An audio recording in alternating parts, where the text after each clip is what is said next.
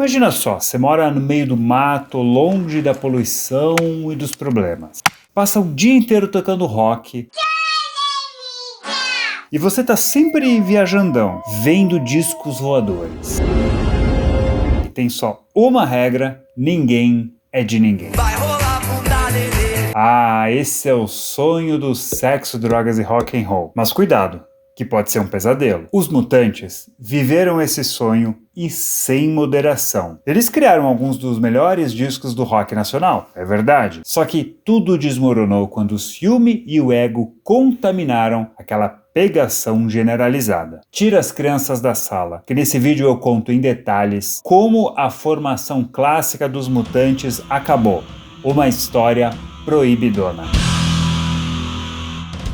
Cara, essa é a história de dois namorados que, numa determinada hora, decidiram que não iam mais cuidar um do outro. Rolou cada treta, cada baixaria. Você não é assim com o seu amor, né? Mas você tá deixando cuidarem de você? Se você já se incomoda com a calvície, o mês dos namorados é a chance de permitir ser cuidado. E já pode sugerir um presente, é um tratamento da Manual. Eu posso falar porque eu tô fazendo. E os caras são cuidadosos, viu? Mandaram várias mensagens me orientando, pedem fotos para ver a evolução. A Manual é a líder no tratamento de calvície no Brasil. E tudo é personalizado, prescrito por médicos conforme o caso de cada paciente. Só responder um questionário online e, se o tratamento for recomendado, ele é enviado com frete gratuito para sua casa numa caixa discreta. Você tem acompanhamento clínico online e pode tirar dúvidas a qualquer momento. E aí você está se perguntando como é que anda o tratamento do Júlio? Veja com os próprios olhos. Eu tô no segundo mês de tratamento e essa foto foi lá no começo. Essa outra é agora. O resultado tá aparecendo. Ainda tá no começo, mas é assim mesmo, cara. É no tempo certo e de forma contínua. Quer ser cuidado também? Usa o cupom JúlioHair ou vai no QR Code aqui na tela e você vai ter 40% de desconto no primeiro pedido. E se começar o tratamento agora, em junho, ganha essa bag exclusiva da campanha do mês dos namorados. Ótima para você ter à mão. Então, não espera. Então vamos lá. Essa história começa em 30 de dezembro de 1971, o dia em que Rita Lee e Arnaldo Batista se casaram.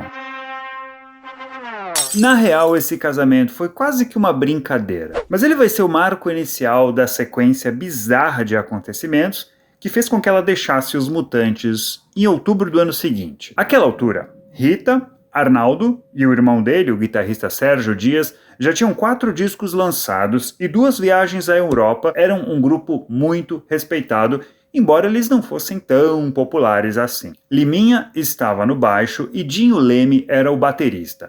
Essa é considerada a formação clássica da banda. Só que não tinha um circuito consolidado de rock, com festivais, equipamentos, uma cultura de show de rock por aqui. Assim, os Mutantes tocavam muito em programas de TV, da Globo e da Record, em bailes, em clubes do interior, tudo era careta demais e, na verdade, eles já estavam de saco cheio desses lugares. Em janeiro, saiu o 5º e último disco antes da saída da Rita, Mutantes e seus Cometas no País dos Bauretes. Bauretes era uma gíria do Tim Maia para baseado.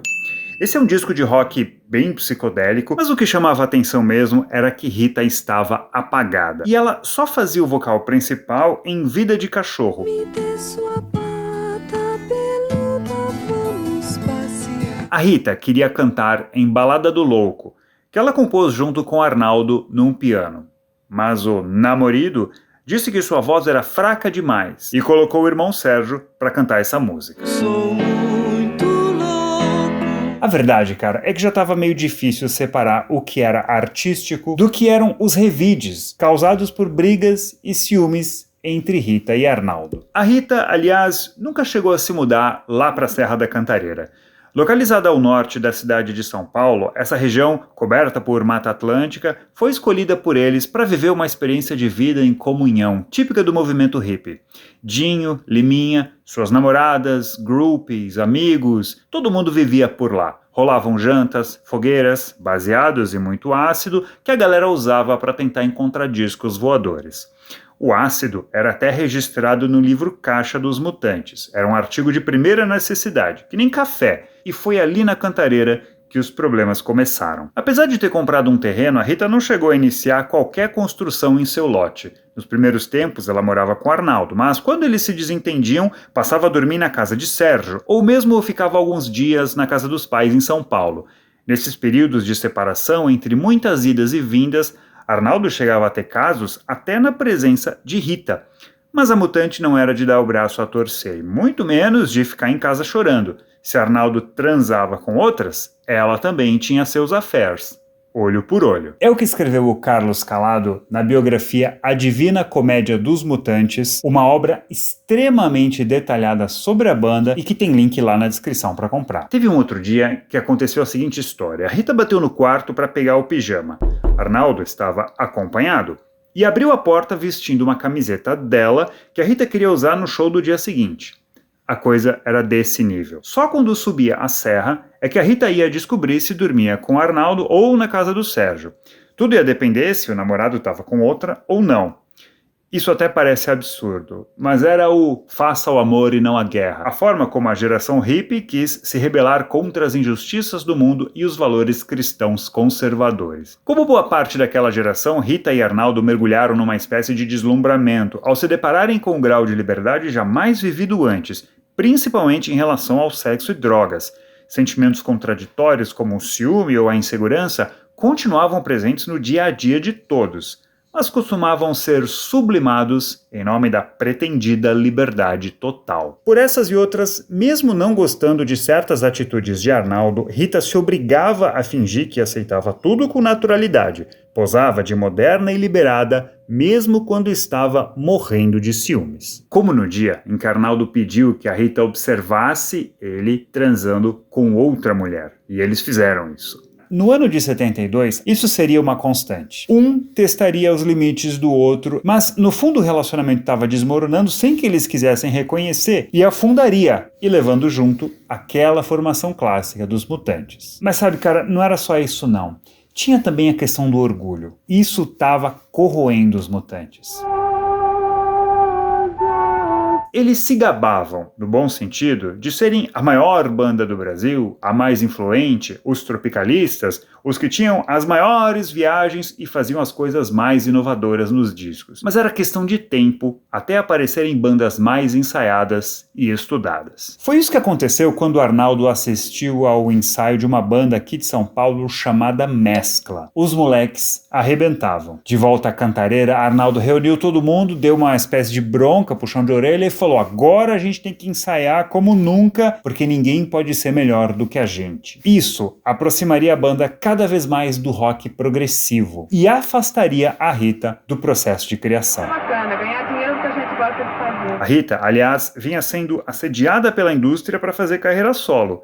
Em 1970, ela gravou um disco a convite da empresa Ródia. A Ródia patrocinava desfiles de moda e queria fazer uma campanha de marketing com o disco da Rita, que era uma pessoa muito admirada por uma parte da juventude brasileira, uma espécie de ícone fashion, que volta e meia saía nas revistas. Ainda teve um segundo LP lançado com o nome da Rita, mas a bem da verdade é um LP dos Mutantes, afinal todos tocam nele. Agora a gente está em julho de 72, e logo que eles gravaram este, que foi o último LP daquela formação, a Rita e o Arnaldo, adivinha, brigaram de novo. Então, a Rita fez uma viagem de férias para a Inglaterra com Liminha, sua namorada, a fotógrafa Leila, e também a Lucinha Turnbull, guitarrista, que depois estaria junto da Rita quando ela começou sua carreira solo. Essa foi uma viagem bem louca.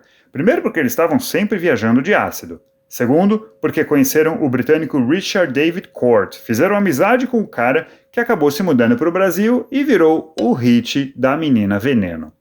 Nessa viagem, a namorada de Liminha foi convidada a se virar sozinha por uns dias porque o baixista e a Rita queriam ter um lance. Ela deixou os dois se pegando e depois voltou e a vida seguia como se nada tivesse acontecido. Na volta ao Brasil, Rita trouxe muito ácido inglês e Hit veio junto. Ele frequentou os ensaios na Cantareira, mas descobriu que ali ninguém era de ninguém. Assim como Arnaldo não descansou enquanto não dormiu com Sabine, a primeira mulher de Sérgio, este e Rita também acabaram transando uma vez, mas por curiosidade. Aliás, como há muito tempo já se tratavam como irmãos, os dois saíram da cama com uma sensação incômoda de incesto.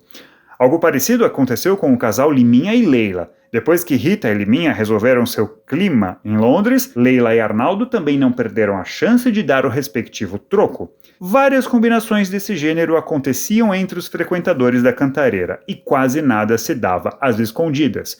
Fazia parte do jogo que tudo fosse dito e assumido em relação aos parceiros. Mas beleza, tudo seguia aparentemente normal quando apareceu na história um gringo que foi um dos principais responsáveis pelo rompimento dessa formação. Era o inglês Mick Killenbeck. O Mick foi nada menos que o responsável pela primeira versão brasileira da revista Rolling Stone, que começou a circular por aqui em novembro de 71. Aí, em 72, ele entrevistou os Mutantes e caiu nas graças de Arnaldo e Sérgio. Foi assim que a Rita descreveu o gringo na autobiografia dela. O rapaz era espantosamente a cara de Robert Plant, vocalista do Led Zeppelin. Alto, magro, cabelos loiros encaracolados até os ombros e gay.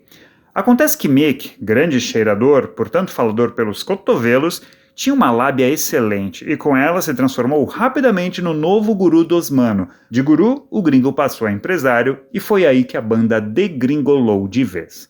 Osmano é como a Rita se refere aos irmãos Batista. De saco cheio do Arnaldo, a Rita acabaria usando, entre aspas, o inglês Mick para dar uma apunhalada fatal no seu marido, entre aspas. A história foi assim. Arnaldo estava namorando, entre aspas, uma garota de 18 anos chamada Teresa, nova agregada lá na Cantareira, e decidiu viajar com ela para Ubatuba, no litoral paulista. Sabendo que Rita não dava o braço a torcer, ele convidou ela para ir junto, na condição de acompanhante.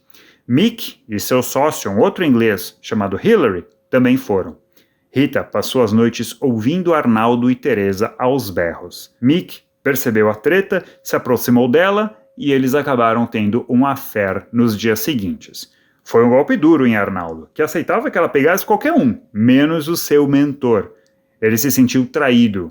E os dois se afastaram de vez. A partir daí, o clima na Cantareira ficou bem esquisito. A Rita passou a ficar vários dias na casa dos pais e quando subia a serra percebia que a galera olhava meio estranho, que os arranjos tinham mudado e que suas participações ficavam cada vez menores. Havia longas sessões de improviso, cada vez mais inspiradas no rock progressivo, em grupos como o Yes ou o Emerson, Lake and Palmer. Ela até tentou se especializar em dois instrumentos de teclas, o Mellotron e o Mini Moog, que ela trouxe da Inglaterra.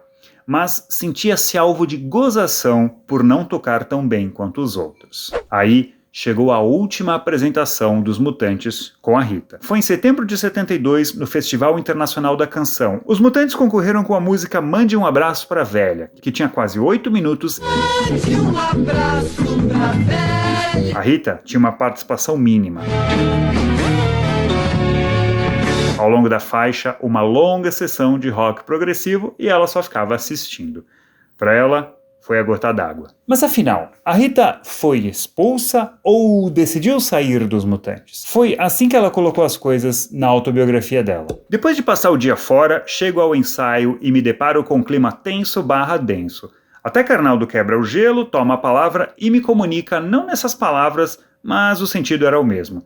A gente resolveu que a partir de agora você tá fora dos Mutantes porque nós resolvemos seguir na linha progressiva virtuose. Mas não foi exatamente isso que aconteceu. Primeiro, porque por ser uma autobiografia, a Rita pôde escrever o que quis.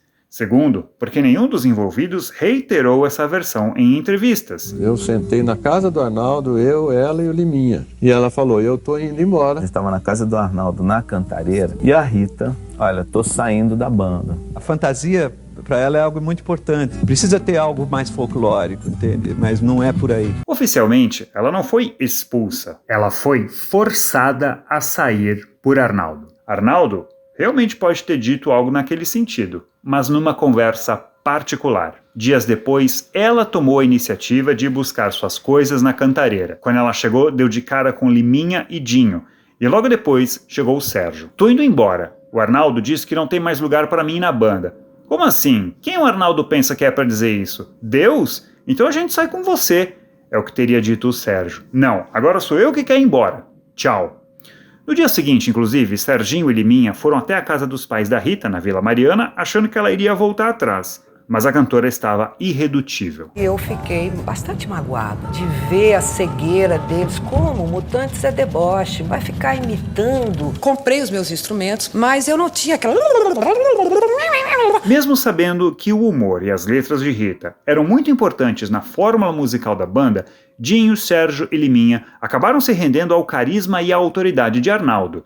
No dia a dia do grupo, não era raro que ele tomasse decisões sem consultar os parceiros, ainda mais quando tomava seus ácidos e ficava cheio de si, falando sobre Deus e coisas do tipo. Tornava-se impossível discutir com ele. Arnaldo persuadiu os outros de que a banda nunca tinha tocado tão bem e que sem a Rita eles poderiam fazer no Brasil o que os grandes grupos de rock progressivo estavam fazendo lá fora. Mas tinha uma outra coisa, no fundo eles sabiam que a Rita fatalmente se lançaria em carreira solo. É o que os 2 discos solo já indicavam. A biografia de Carlos Calado foi feita com mais de 70 entrevistas. Rita a definiu como lamentável, biografia lixo e disse que seus ex-colegas pensam o mesmo. Com tantos detalhes revelados, dá para entender o motivo. A Rita voltaria em 74 num LP com Lucinha e a banda Tutti Frutti. Arnaldo começou a ter comportamentos estranhos pelo excesso do uso de drogas e a banda passaria por anos de declínio, mas esse já é papo para um outro vídeo. Era isso e até a próxima.